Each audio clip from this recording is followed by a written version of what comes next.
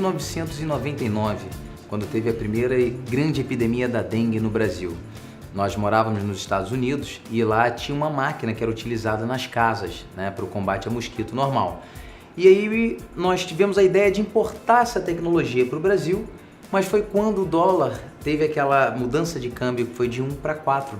Então nós tínhamos todo um investimento que no meio desse caminho virou um grande prejuízo.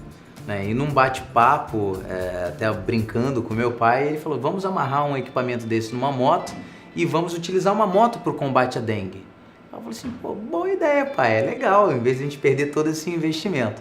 Mas infelizmente ele veio falecer 6 meses depois, né? E aí ele era a base da família, né? Toda a parte econômica, ele era o provedor da família. Então nisso teve que parar, continuei os estudos, né? Continuávamos morando nos Estados Unidos e depois de 11 de setembro a economia virou uma bola de neve nos Estados Unidos e resolvemos voltar para o Brasil.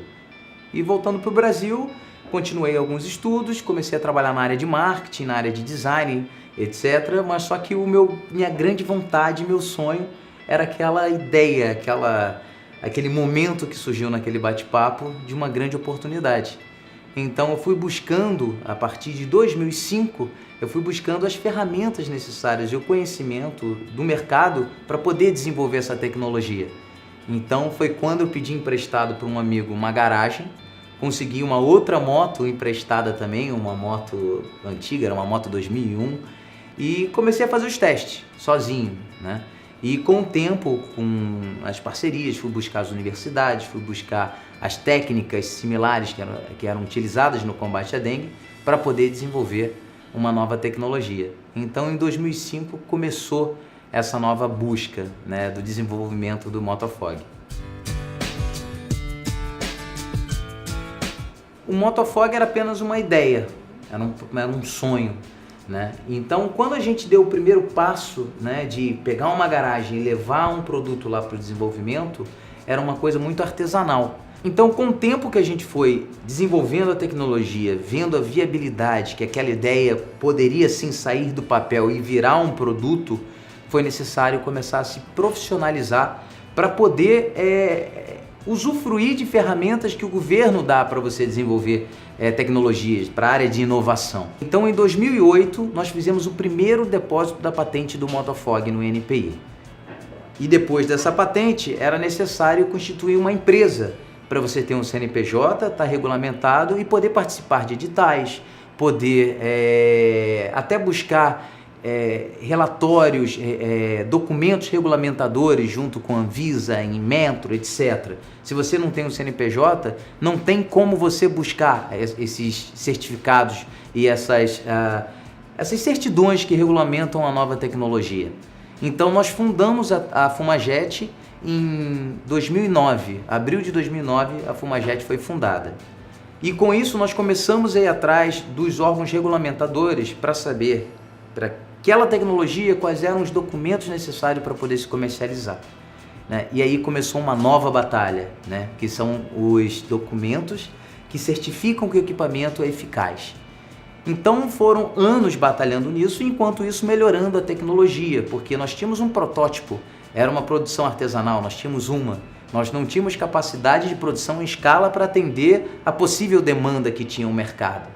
Então o Motofog ele só foi ficar pronto para ser comercializado em 2010. A primeira venda, a primeira nota fiscal emitida para a venda do Motofog foi em 2011. Então, de 2009 a 2011 foi todo um trabalho de desenvolvimento, capacitação, documentações, laudos, né, para a gente conseguir fazer essa venda, que foi uma venda governamental. Mesmo depois vendida a primeira unidade, o primeiro produto era um produto beta, né? Era uma produção artesanal. Então nós precisamos ganhar escala, porque não adianta só você ter uma boa ideia, um bom produto. Se você não atender o seu mercado, você tem um problema, o próprio mercado vai queimar o seu produto. Então você tem que ter capacidade de produção e de atender, você tem que ter um pós-venda também. E nós não tínhamos.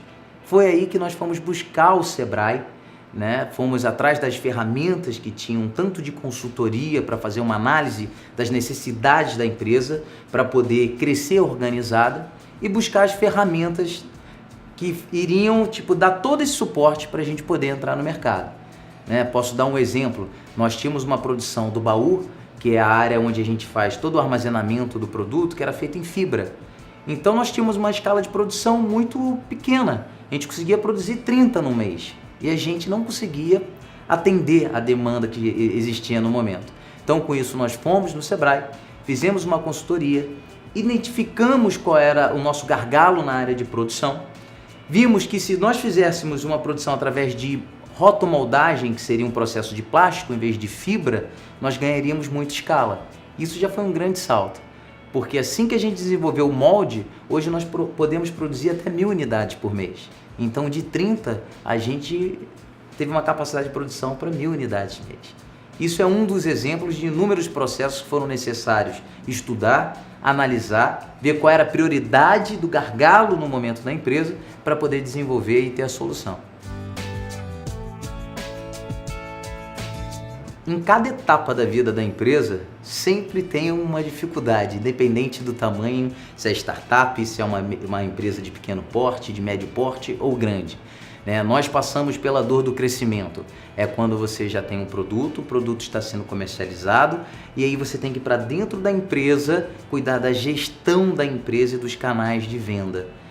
Então, hoje o nosso foco está muito no processo, como cada setor da empresa tem a sua responsabilidade e os seus processos internos. E nós fizemos até com um programa, o FGA, Ferramenta de Gestão Avançada do Sebrae, um acompanhamento de mais de 200 horas com os consultores do Sebrae para cada segmento. Isso foi possível desenvolver um macrofluxograma da empresa determinando cada setor, as áreas de apoio, as áreas de gestão, para a gente conseguir ter uma visão mais macro da empresa e conseguir organizar as áreas para poder o processo de produção ele estar redondo, estar completo. E essa foi uma grande dificuldade da Fumajet. A Fumajet tem uma linha do tempo. No primeiro momento era uma simples ideia numa garagem.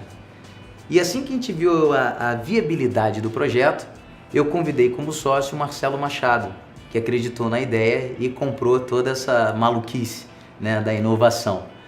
E logo depois a gente teve o primeiro funcionário que entrou, que foi o Paulo, que está até hoje com a gente, e daí a gente começou a crescer. Em 2011 nós éramos 6 pessoas, e hoje nós já somos 17. E nós temos para o futuro, pretendemos já no início do ano a contratação de mais 5 pessoas. Nós iniciamos com uma patente em 2008, hoje nós estamos com 16 patentes em 2013. Então nós temos produtos na área de atendimento à saúde pública para lançamento até 2020, já está tudo programado.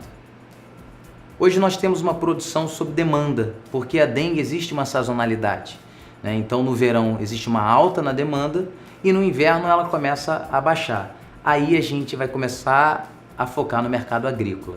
Então essa é a nossa estratégia. Toda inovação, toda uma nova ideia, um produto novo, é uma quebra de paradigma quando você vai entrar no mercado.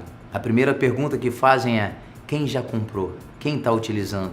Se ele é um produto novo, ninguém comprou, ninguém está utilizando. Então são necessárias parcerias para você poder entrar no mercado. Então o Motofog, depois de 2 anos de mercado, a gente conseguiu fazer a primeira exportação.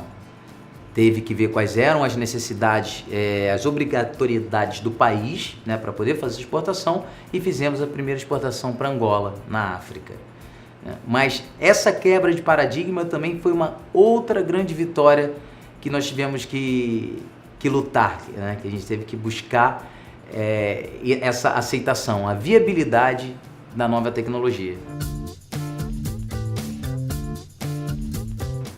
Para você conseguir inovar hoje, é muito necessário as parcerias tecnológicas, porque uma pequena empresa tem uma ideia, começa a inovar, se ela não tiver o respaldo das instituições para dar a viabilidade, a credibilidade desse produto, o seu tempo para o lançamento, para você ganhar a credibilidade do mercado, é muito maior.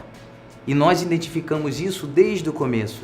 Por isso a Fumajet hoje tem inúmeras parceiras na área de inovação. Na área de fomento, nós trabalhamos com a FAPERJ, trabalhamos com a FINEP, o pessoal da RedeTech. Existe toda uma rede de tecnologia por trás que está fomentando a inovação no Brasil. Então a pequena empresa, quem tem uma boa ideia, tem que procurar essas parcerias tecnológicas. O grande pulo do gato da Fumajet no início, que foi até num bate-papo com o Sebrae, foi incubar a empresa Fumajet numa universidade. Porque até então era uma empresa com uma inovação, num fundo de quintal, querendo fazer uma nova tecnologia. Então quando a gente chegava nos bancos ou até nas áreas de fomentos, eles perguntavam: quem é você? Eu tinha um endereço qualquer, eu não tinha credibilidade nenhuma. Quando essa empresa está dentro de uma universidade, ela já passou por uma triagem, ela já tem um respaldo, ela tem um comprovante de residência. E isso facilitou muito. Então você é melhor visto nessas instituições, porque você tem respaldo de professores, você tem respaldo jurídico, de marketing, você tem certas obrigações que uma incubadora exige do empreendedor. Então o grande pulo do gato no início da Fumajet foi ter incubado a empresa. É muito difícil vender uma ideia. Você acredita, você tem aquela paixão, é seu filho, mas outra pessoa comprar uma ideia, uma mera ideia, é muito difícil. Um exemplo da Fumajet, do Motofog, que em 2009 eu oferecia 50% da empresa por R$25 mil para o meu cunhado e ele não aceitou. Hoje sairia muito mais caro para ele ter 10%.